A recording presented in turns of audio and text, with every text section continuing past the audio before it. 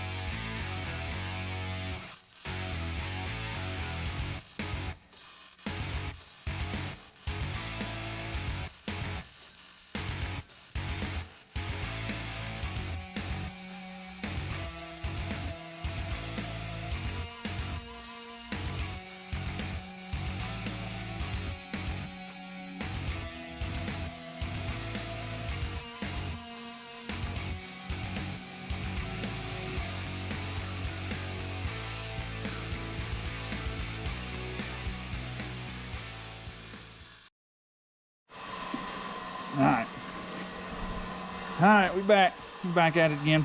So what we got so far, a little update. We got the bumper capped off, the side capped off. We just got to do some grinding onto it. We got that little rail support right there through underneath. I'm gonna bolt the cable holder right, or cable guide right back on that, and kind of bows in because it just, like I say, we just got it flushed up.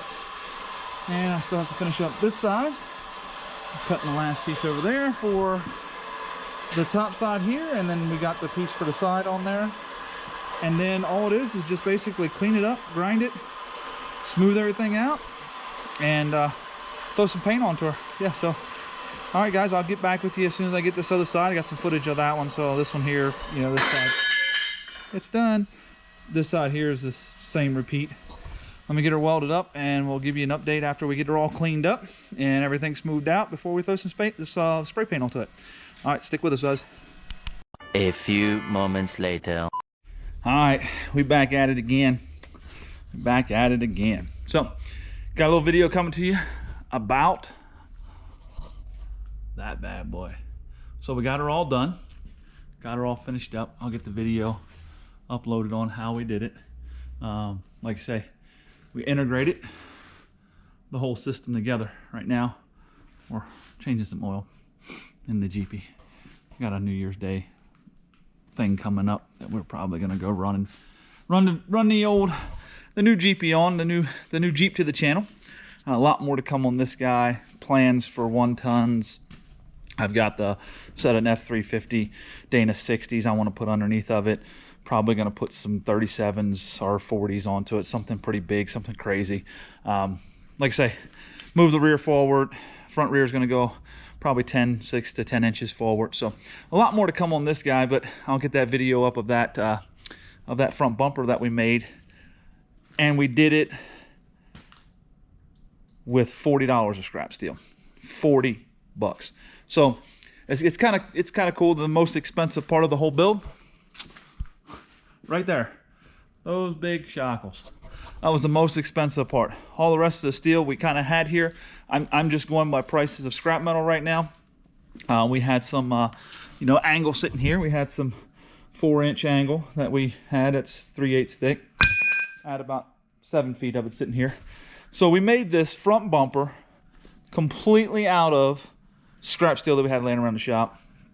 I mean, even if you went to your local, your local steel shop, they'd have probably had these drops sitting there, and you probably may get out with like 60 to 70 bucks if they sell it to you at scrap price.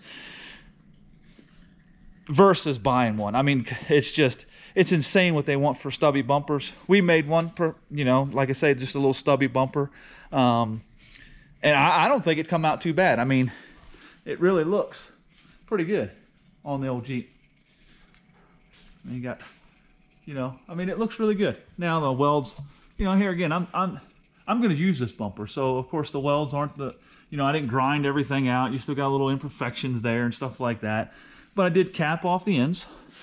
You know what I mean? So it's nice and squared off. And I mean, it comes under here, and I cut it out for the power steering and all that. So that way it kind of gives the power steering gearbox, and it's bigger in case I want to go with the Durango gearbox, which there'll probably be a video coming on that, because that's a lot better upgrade for this little small shafted power steering gearbox. But like I say, out of a piece of angle, a couple of D-rings.